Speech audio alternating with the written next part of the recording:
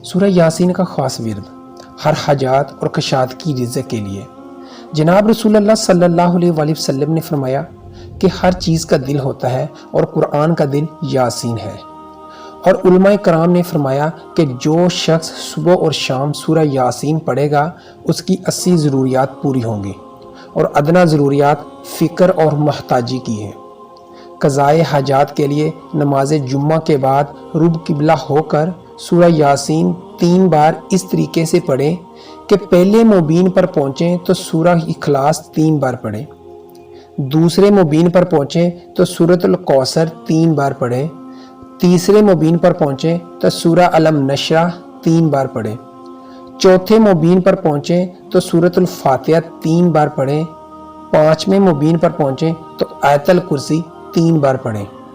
چھٹے مبین پر آ پہنچیں تو یہ دعا 3 بار پڑھیں، اور 7ویں مبین پر پہنچیں تو 3 بار درود ابراہیم پڑھیں اور یہ دعا 7 بار پڑھیں۔ اے اللہ میری روزی میں اتنی وسعت فرما کہ میں تیری مخلوق میں کسی کا محتاج نہ رہوں، اور پھر سورت کو مکمل کریں۔